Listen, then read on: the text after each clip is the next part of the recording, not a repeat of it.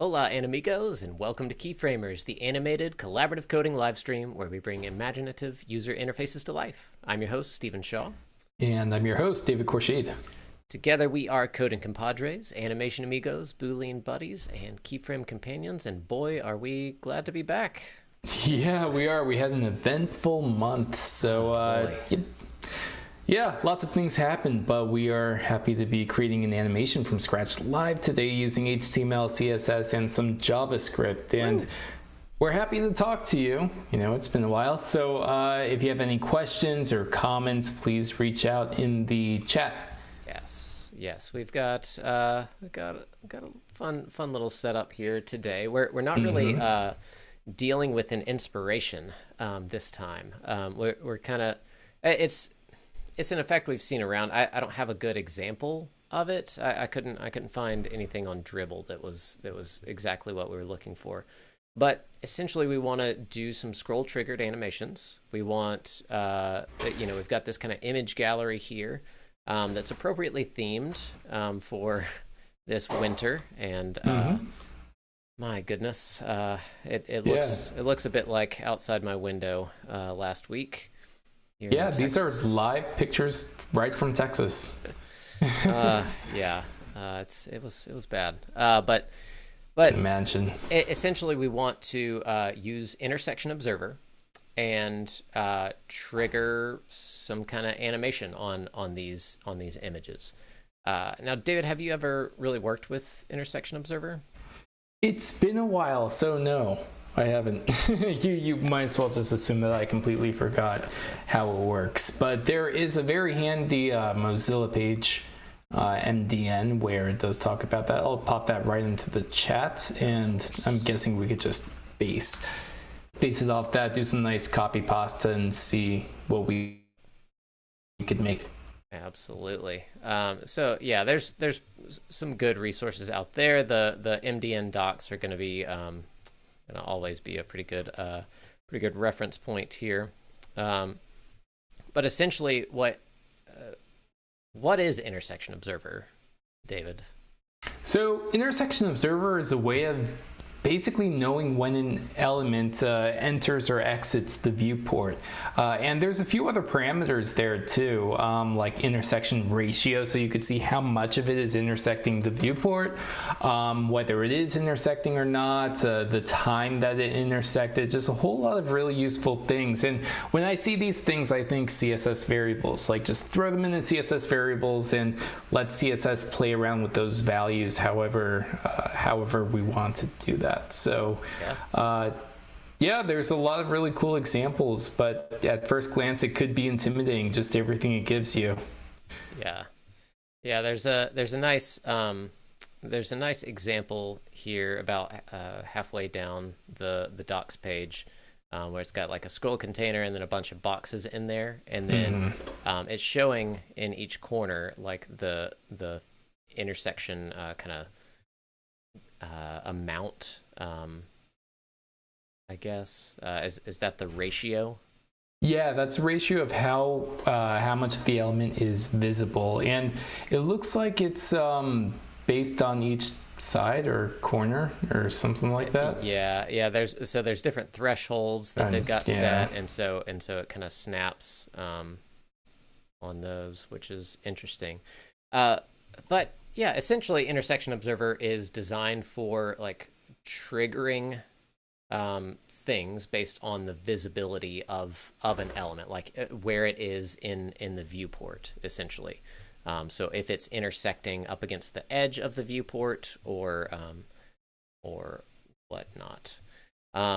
So it's one of those APIs that like pretty much every web developer was like, we need better scroll trigger kind of setup, but I don't know that the adoption of IntersectionObserver has been huge, because it's so different than like what was expected for like a scroll triggered animation, at least in my mind. And so the the API of it is kind of weird at first. Let me see. It is, yeah. It's definitely weird. It reminds me of Resize Observer too, in that there's no just like simple callback or whatever. It's just you have to give it stuff and register listeners to stuff, and yeah. Yeah. So let's see. So like intersection observer, handle intersects. Like what is? Yeah, they do have a few examples on here. Yeah,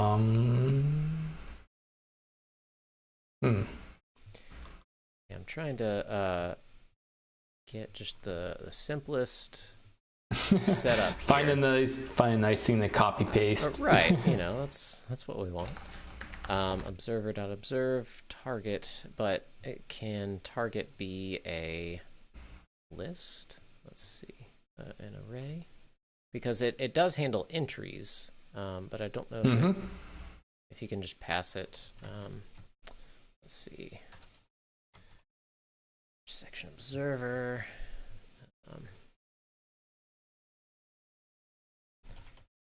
Observe. Yeah, we could probably put one right from the MDN page. See where that gets us. Let's see, creating an intersection observer. So I'm going to copy paste some code, and I'm just going to put it in here. Let's see, this is root document.query selector. I'm going to just have this be gallery. So well, so root is the scroll parent. And then we have callback, which obviously we don't have a callback. So I just want to see what we get from that. And hopefully we do get something. So I'm going to just console.log the args over here. And I think we need to do like observer.observe or something like that. Yeah, so what we want, so root is one argument's not required. Okay. Yeah, so this is kind of what we do here. Okay. Okay. Large. So let's look at the actual browser console. So here. we need to give it a target element to watch. Yeah. And so that's going to be that gallery. Right. But we actually want it to be the individual elements within the gallery is what we'll ultimately do.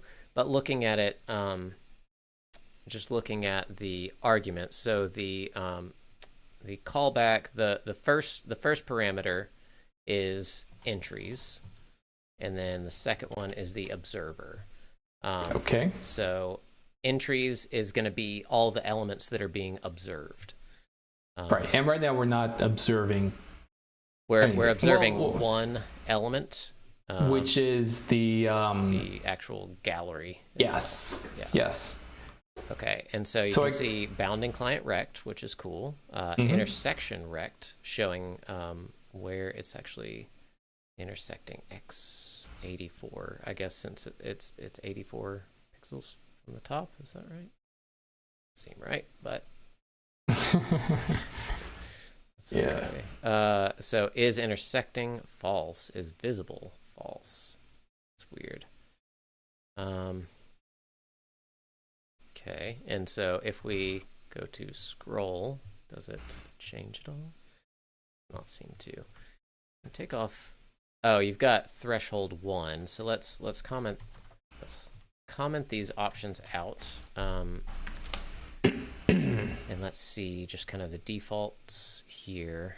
So if we're looking at intersection rect, so is intersecting? Yes, it is intersecting because it is intersecting against the bottom edge there. And is visible false? I think that's just it's just gonna be that way.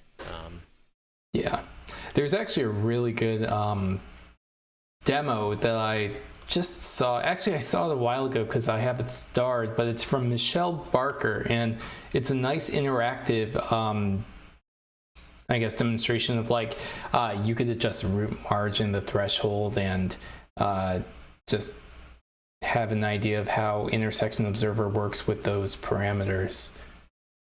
So, plus it includes some pretty straightforward code on how to actually work with IntersectionObserver, so it's pretty cool.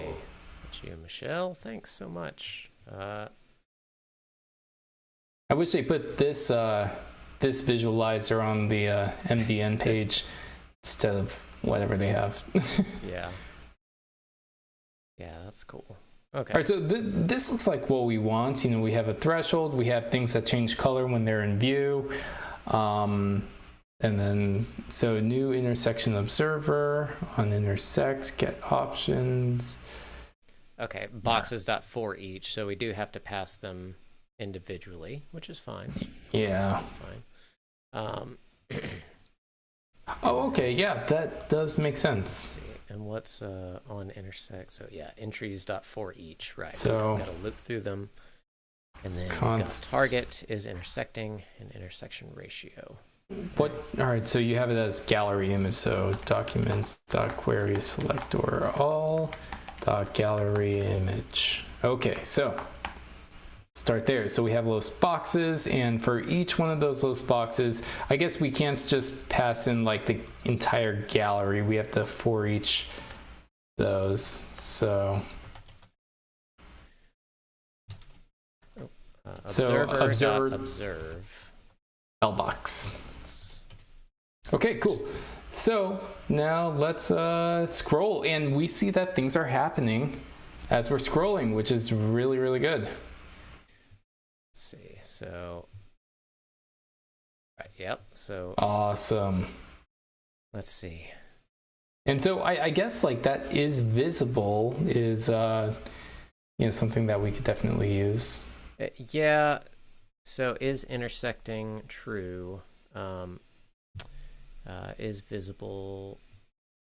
I think that's going to depend on the threshold. I'm not sure there. Let's see. Yeah, so we would have to play around with the threshold, which is still a little bit foggy to me. I'm not sure what that threshold is for. But anyway, I do know that your intersection observer, it gets the entries, and then you could do something to each entry, and you have like the entry.target, which seems like a fine place to introduce a CSS variable. Right. In fact, I am gonna go into the CSS. We have gallery image, so before we even get into CSS variables and like doing that based on the visibility or anything like that, I'd like to just do a data attribute of, is this in the viewport? And so we can use that to trigger, you know, some kind of transition or animation, and then we can build from there. Okay. Right. So let's just say entry.target.dataset. Visible equals entry.is visible. Yeah, so when it is visible, we'll give it an opacity of 1. Otherwise, we'll give it an opacity of 0. Just something really, really simple. So let's sort of see if that works. And let's add a transition so we can see if that is happening. Because obviously if they're visible, then they're gonna, yeah. Okay. Well, we'll make it a little more dramatic there. 1 second. And so... Yeah, it doesn't seem to be showing that. So is visible. So you know what? I'm gonna log the entry target, and oh hey, I saw like all of them just sort of faded in. Well, so yeah, we're setting it to false, which is part of the issue, but is visible does not seem to be actually triggering. So let's take a look here and see. Intersection observer entry. Let's look at that. So we've got is intersecting, a Boolean value, which is true if the target element intersects with the intersection observer's root. Okay. Is visible does not seem to be listed. That might be a proprietary thing. Let's see. The intersection ratio. Let's console.log entry dot intersection ratio. Let's see what that is. So 0. Yeah, so we have a bunch of zeros. Then we have somewhere it is actually... All right, so what did you set the threshold to? Yeah, the threshold is not nothing. set to anything right now. we could you know, whatever the default is, like 0.5. Let's see how that does. Yeah, see, this is okay. So there we go. So like once it's Okay. Yeah. Right. So intersection ratio is intersecting. Yeah, this is something I've ran up against before when using IntersectionObserver. This is what I'm saying. Like the API is just it's not what's expected. Like it's weird. And so trying to like just figure out how to tell if it's actually in the viewport is not easy, because the intersection ratio is 0 if it's off screen, and if it's completely on screen. It's only like an amount if it's actually hitting like the boundary edge right there. So this is something like I got to, you know, at least fade in, fade out according to the intersection ratio, but I'm still trying to get my head around like the threshold and everything. And again, the IntersectionObserver visualizer by Michelle Barker is really helpful in this regard, because it is going to show you like just what the root margin and the threshold really mean. And yeah, this threshold is a number between 0 and 1, which is weird. Right, and that's just showing like essentially the percentage of the element that's visible. But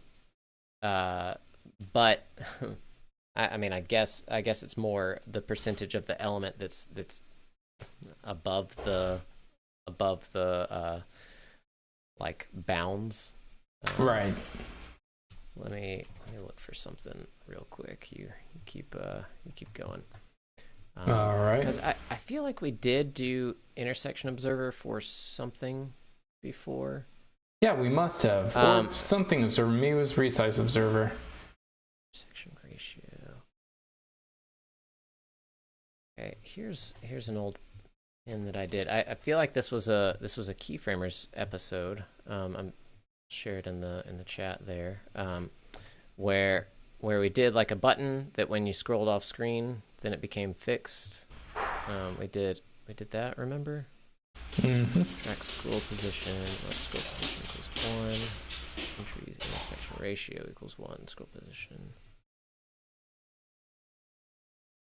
Okay, so that shows if it's off screen. Observer. Do root document body. 1. See if that helps. So it's the actual scroll element is just kind of the default, which can be different depending on the browser. So so the root is not the parent. I don't think we actually need to set that at all. Let's do threshold 1, and then we'll do let's see, entry dot intersection ratio. I mean, I'm getting the fade behavior, so that's good. Yeah. Let's. Okay, you're doing it like that. Let me comment this out real quick, and we'll say intersection ratio is 1. Okay. All right. Oh, we need to set opacity 0.1 just so it's faded. Okay. All right. So now we kind of have the expected result where when it's completely in the viewport, which is not necessarily accurate. Like I've got a kind of short viewport right now, and so some of the taller images are actually intersecting. So what we could actually do is, if the intersection ratio is greater than 0, then that should be everything that's in the viewport. And 0.5.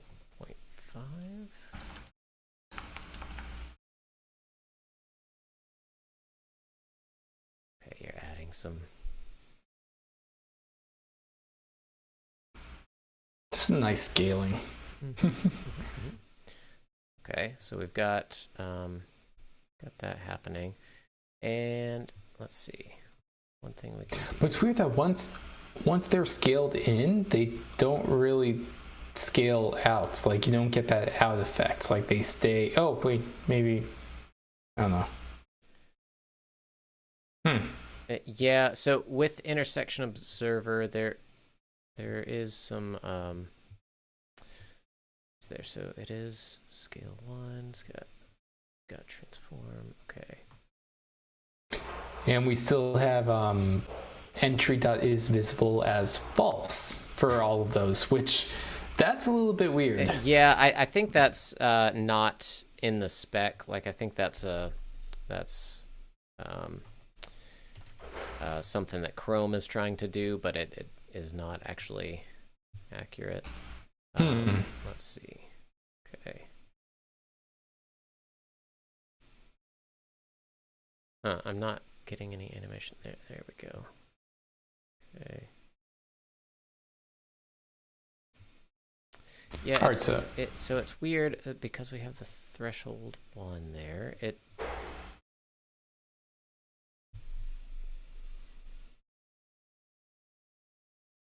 Yeah, I mean, it's working pretty much as expected right now. Let's see. So there is like the bounding client and intersection rect that we can look at. Intersection rect is going to be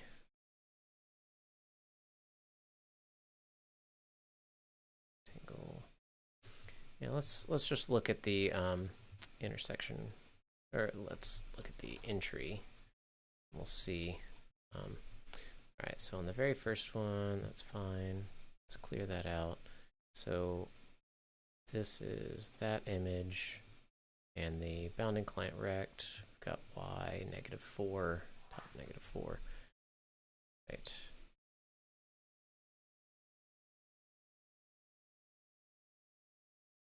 Okay, so for this one that just came in, we've got bounding client rect with the x value.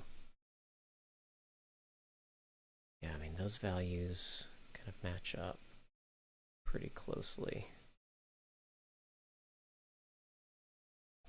See, it doesn't continuously trigger is what's I think weird compared to like most traditional like scroll triggered approaches. Right.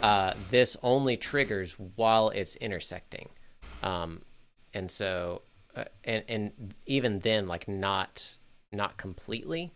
So like if we change the threshold to like 0.01, then we're probably going to get a much more triggering. No, so let's go back to IntersectionObserver. Look at root margin. Wait, no. IntersectionObserver. So for options, we've got root margin, and threshold. Threshold, single number, total around. Yeah, but that's not.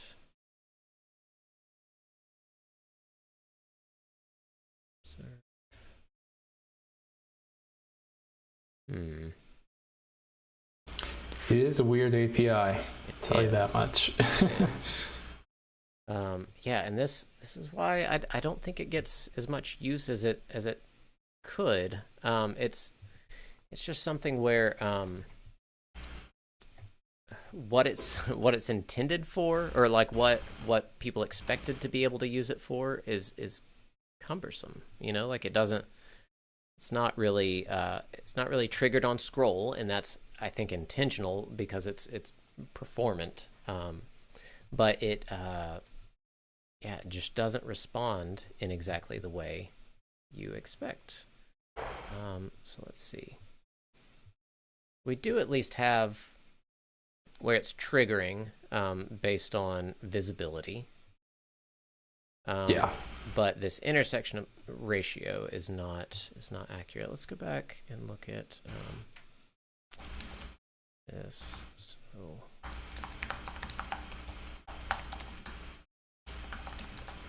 threshold.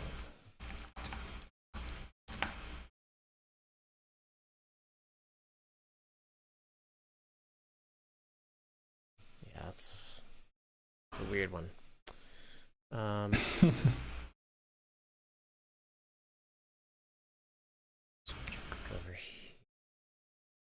Okay, yeah, so we did do this in scroll triggered flip, but it was a much simpler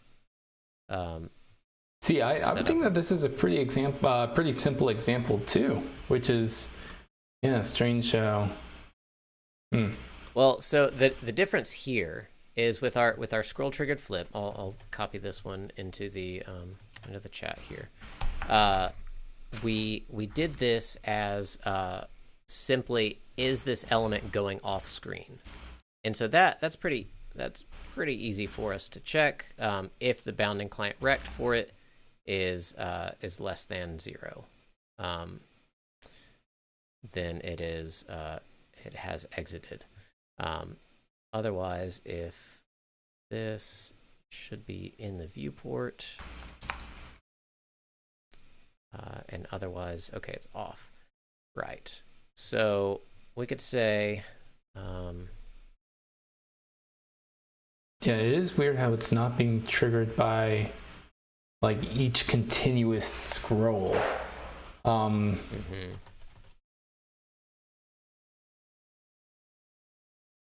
I guess that's where the purpose is, not to listen frequently, I suppose. Right. Yeah. So yeah, or we're trying to make it do something that. So let's do a little destructuring here, because we've got entry, target, and bounding client rect. So we can do that, and that. So what we did in this one, in scroll triggered flip, is we defaulted to, like, it's on the bottom, it's at the bottom of the viewport, it's out of the viewport. If the intersection ratio is 1, then it's in the viewport. Otherwise, when this is triggered, if the bounding client rectangle is less than 0, then it's off the top of the viewport. So 1, 0, and -1 as kind of those values there. So we could do the same thing here. So viewport position, and if, let's see, what is it? Intersection ratio. We'll do that. If intersection ratio is greater than 0.5, just to give a little margin, we'll say viewport position equals 0, or in the viewport, else if bounding client rect.y is less than 0, then viewport position is going to equal -1. Let me fix that typo there. And so we can add this to the target. So we'll say target.dataset.viewport position equals viewport position. It's been a while since I've typed. There we go. Target. Okay. Got that. All right. All right, so now we should be able to do, so instead of data visible, we'll say data viewport position equals 1. equals, sorry, 0. Do that. Okay.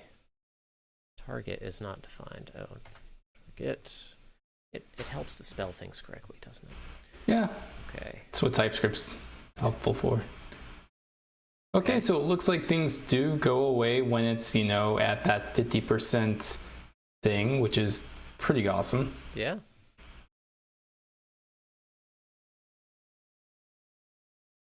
Yeah, that seems to be working as expected. Okay. All right, so we'll go with this. So we're using the values coming from the IntersectionObserver entry that's triggered whenever an element kind of crosses a threshold. So if the ratio is greater than 0.5, then we're saying it's in the viewport, it's visible.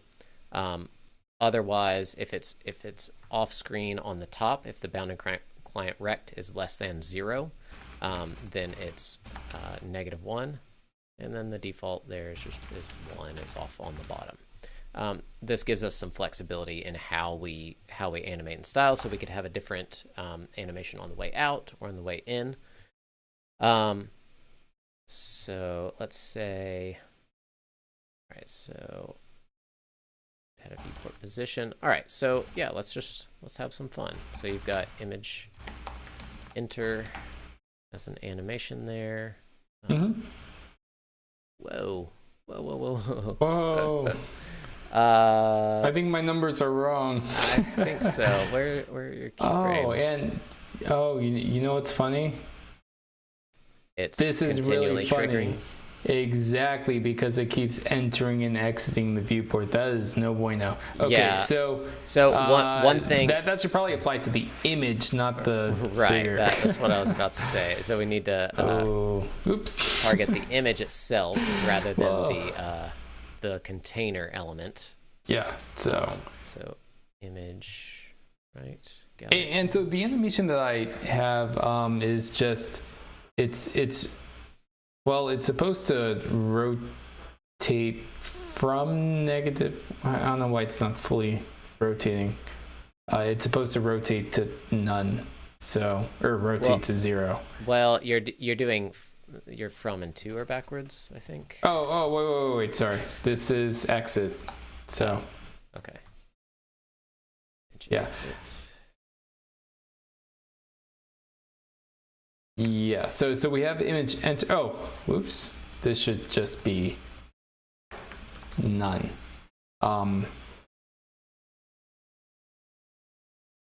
Yeah, it's still doing some. Oh, because we don't have the exit animation. So we have image enter, and yeah, so we just need that for image exit.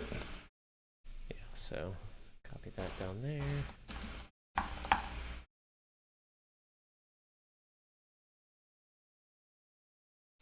Right. Oh wow, that's fast. Say viewport position equals -1, and then we would target there. Say image name exit. And nice trick. Don't have to redefine we need to move this down here. We just tell it.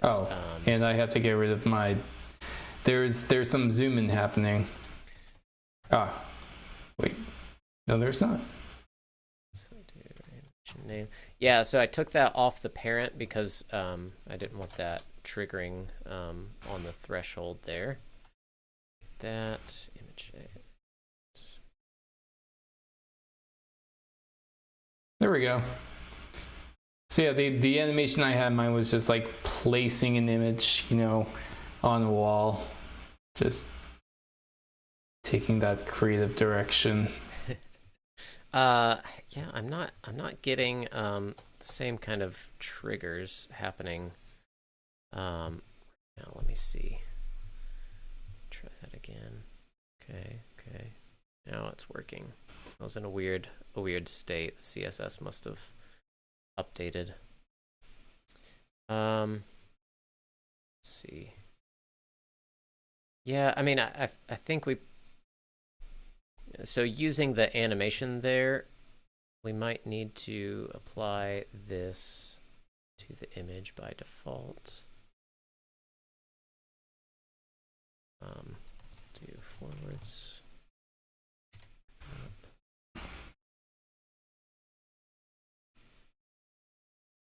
Although I don't like how the animation is broken apart into like two distinct steps. Yeah. Like a nice continuous, and that could be solved with nested animations, having an animation on the parents and a different animation on the child. But again, that runs the risk of screwing with the actual intersection and making it go into an infinite loop like we saw, last time. So might not want that. Yeah. We could also just do a simple rotation or something like that. Well, yeah. So one of the animations I wanted to look at with this kind of scroll triggered setup is just like those. It's essentially like a color slide in. So like the box of the image kind of fills in with a color, and then the image itself okay. comes in. Yeah. But you can do that. Yeah, we won't erase what you've done here. It was 2 minutes of work. You're fine. There we go. So one thing we can do here is give our boxes a background. So we'll just say white for now. And then we need to remove this from the image. All right, so we've got a background, and then what we can do is say transform scale x 0, and then we'll do image transform. And then we'll do transform scale x 1 when it's in the viewport. Okay. So that's step one. We'll do. We still have some infinite loops going on. It's so weird. It makes me feel like IntersectionObserver is just very tricky about this, and we should not try to apply animations to the actual gallery image. Yeah. Because I don't know if you see it, when you're like halfway through, it'll just go back and forth. Yeah, it's weird. It's not fully. So maybe we should just bring that down. And do you want me to put the images in the div, or what we could do is use pseudo elements and apply the Oh yeah, for the background. Yeah. So. Right, so instead of our style there, oh boy, I'm killing the scale X there because that's going wild. Okay, so let's move the background and stuff to this before element. We'll do top 0. We'll remove all that for now. So I just put in the chat, do not transform with observed elements, just as a rule of thumb. Yeah. Just have the observed elements be the container for whatever you're observing, for the intersection. Otherwise, you're going to get into some really fun glitchy effects, which, might be what you're into. Yeah. We'll remove the padding. That. Okay, so now we should have a background element. We'll tell it to be transform scale 0. We'll say transition inherit. And do the same here. So we'll do transition inherit. And then with our image, we'll say transform translate x negative 100%. We'll do and we'll target and before here scale x. Okay, there we go. Image transform none. And we can say with the image transition delay 3 seconds.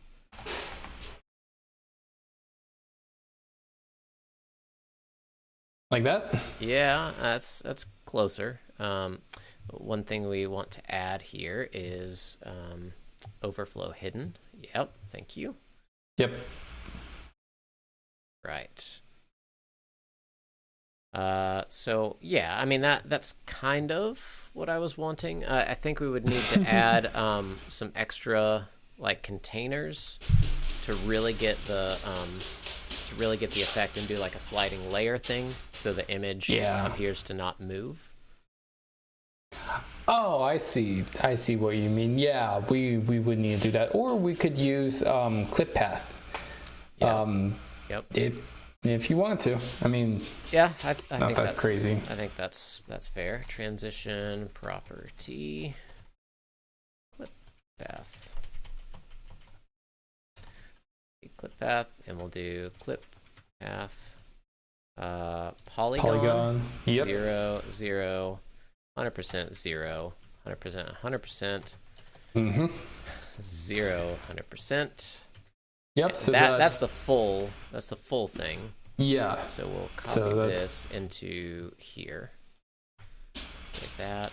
And for those who don't know, we're doing basically top left corner, top right corner, bottom right corner, bottom left corner. You're literally drawing a polygon. So just imagine that you're in Illustrator or Figma and drawing, a path. The great thing with clip path is that we could use relative units. So we could use those percentage instead of just pixels. Yes. So it really helps a lot. And let's see if that actually works. It sort of snaps. I don't know if it's snapping for you, but... Oh wait, no it's not. Transition delay. Let's see. Let's just say use in and out. Wow, that looks nice. Why does it seem so fast? I don't know.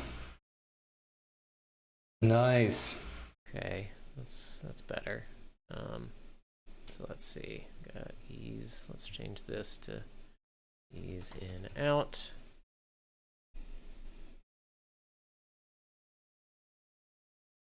Yeah, that just feels so weird. Let me change the transition delay there.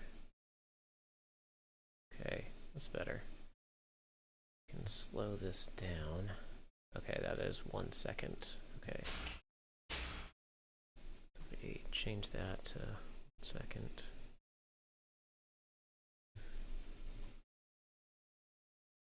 Yeah. That looks nice.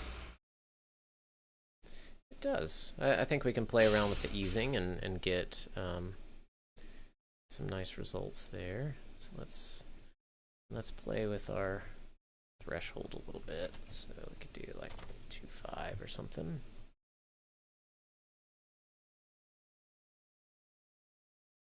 Get rid of this one.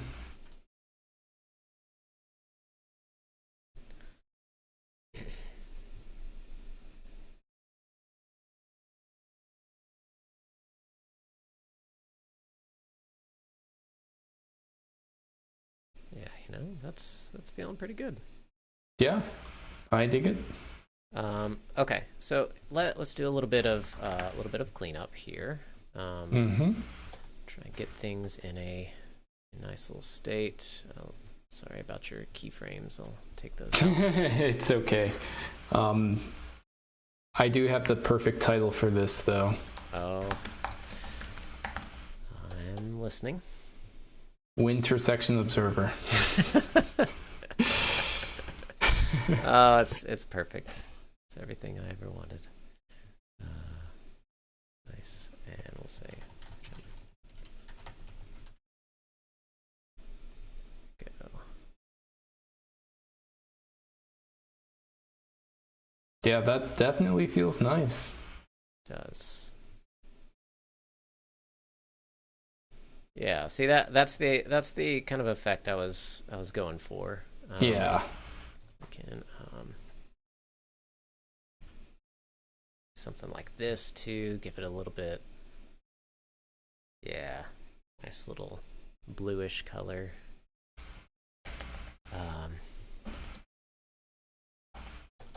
Okay, so we can say something like these.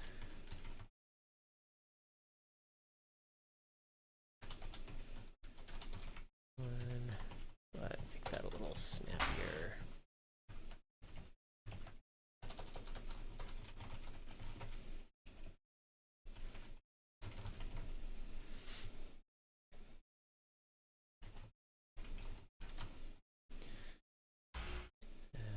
Yeah, let's copy that down here. Yeah, and technically we could animate the clip path on the before element as well and make it all consistent there. Right, but you know, what we have works, so. Yeah, so I'm just cleaning it up to make things feel a little...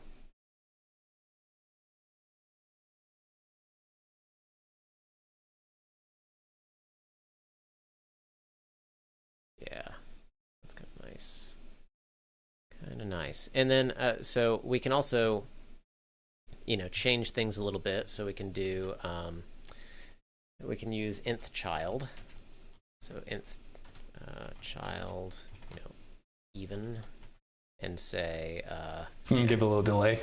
Or... Before, well, so we can change kind of the origin. So transform origin. I see. Right. And then for the image, we can set the default clip path to start on the other side. Yeah, so that's going to be 100%, because we're editing the X values here to start all there. And this gives us a little variance between the two, but let's move this down here to make it higher specificity. There we go. Ooh, that's trippy.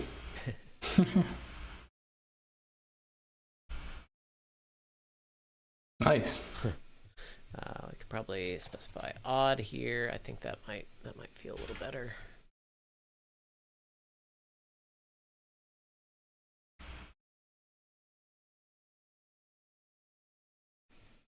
Yeah, you know, gives a nice effect, and you know, you could play with these values all day to get things right. Yeah, adding a little bit of a delay too. Nice. Oh yeah, that delay really helps. So even if they're in the exact same X position, then you know they're still gonna be independent. So yes, nice. Awesome. Okay, so that's looking good. Did you like my grid setup here? We didn't really talk about that. I did some setup beforehand to just, you know, so we could focus on the scroll aspect of it. Yeah, it's interesting. There's some overlapping going on, and I sort of want to know about that. So I used display grid on the gallery, and I've got columns, 4 columns that are all just even. If you use the cool DevTools inspector, the grid selector or grid inspector, you can see there's just 4 columns, nice grid gap, some padding around it, and then I'm essentially styling everything using nth child. So nth child helps you kind of do repeat patterns if you use this special in value. So for every 6 elements, I want the first element to span the entire column. So you can see number 1 here is spanning all of the columns, and if I scroll down here, number 6 or 7, I guess, is repeating that same pattern.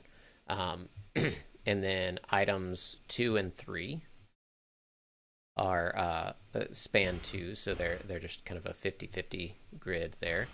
And then the 4th item, I want to span 3 columns and span 2 rows. So the next two items are going to be off to the side of it. And then I just use some margin there to give them like that overlap and kind of offset setup. And then that pattern just repeats. You could use grid area for this, but does grid area repeat in the same way? Because that wouldn't. I'm actually not too sure about that. I wouldn't chance it though. Yeah, I don't think you could do that in the same way. Right. Well, with grid area, it's a finite number there, or at least that's what I'm led to believe, by my experimentation. Yeah, I believe so as well. But yeah, with this kind of setup, especially if you just want like a little bit of variance in some kind of gallery setup, so that it's not all just 4 columns or like 4x4 grid or whatever, this is a great way to target those things without having to get too deep into everything. Yeah, I think we've got a good setup here. Yeah. Anything else to add before we go into breakdown? I don't think so. Nope. IntersectionObserver. That's perfect. Yes. All right. So if you're watching live, awesome. Stay with us. We're gonna kind of summarize what we've learned so far. Some teachable moments here. So yeah, stay with us. And ready. So as far as what we'll cover, I mean, I think just the intersection observer syntax. Yeah, brief intro to that.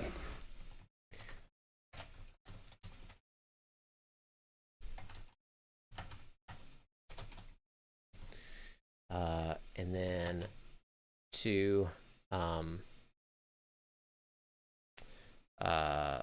the actual image animation. Oh yeah, with clip path. Yeah. We've covered some of that before, but this is a nice approach. Okay. Okay, great. So yeah, here we go.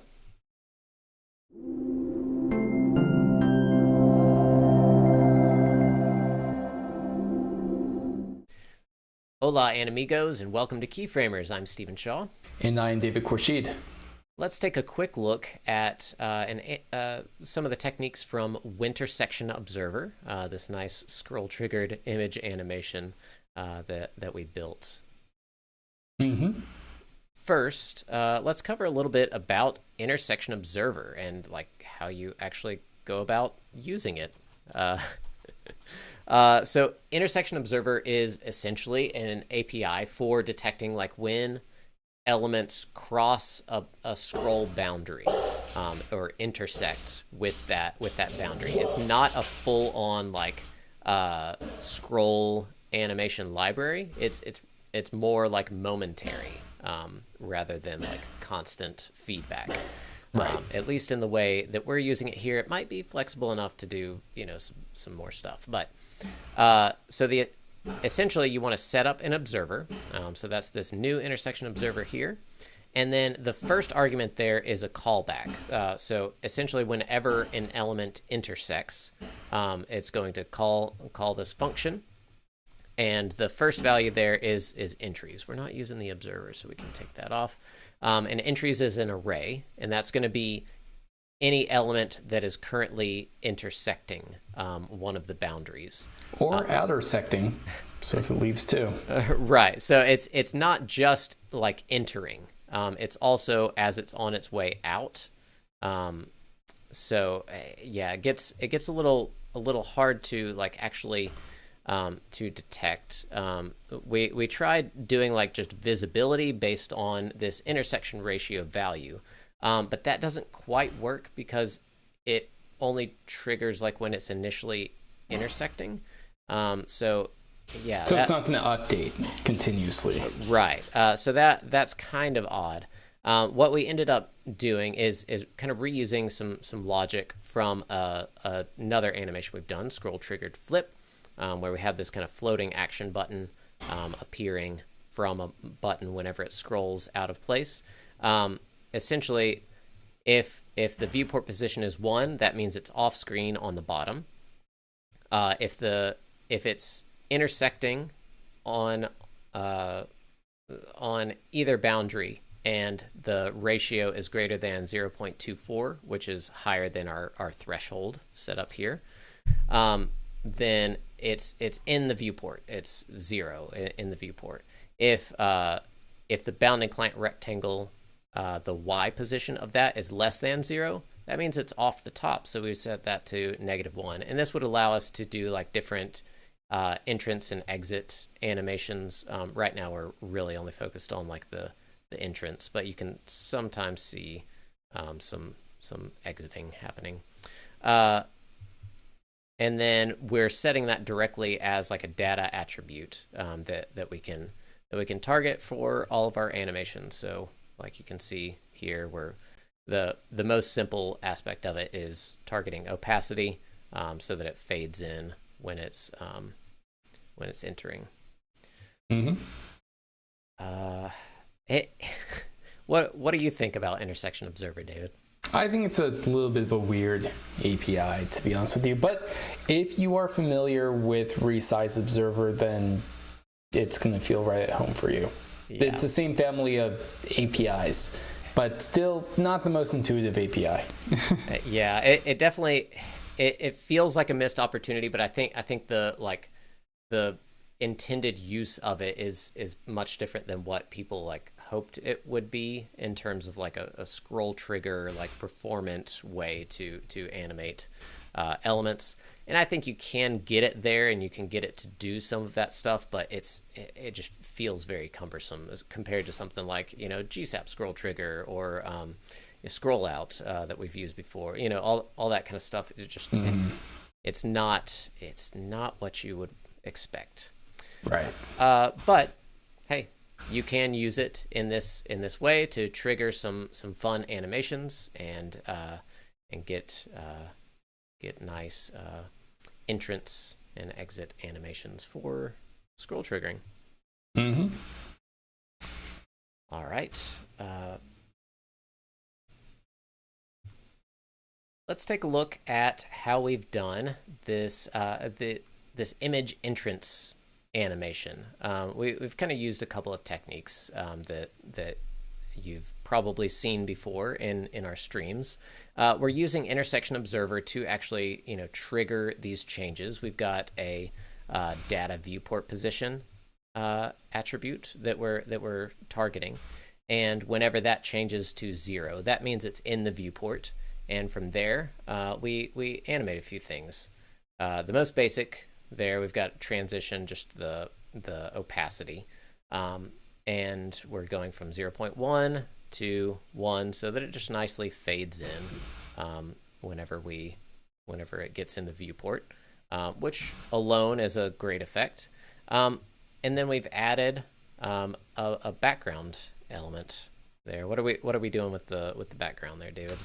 Yeah, so with the background, we are just doing a sliding animation, and there's a few ways to do this. The way that we're approaching it here is by combining transform origin of top left with transform of scale x 0. So when we go from scale x 0 to 1, it's going to show that expanding effect. And because we're literally scaling it and it's a single color, it's not going to look weird like we're stretching it. So yeah, it's a nice little illusion, and that's where scale x is really useful.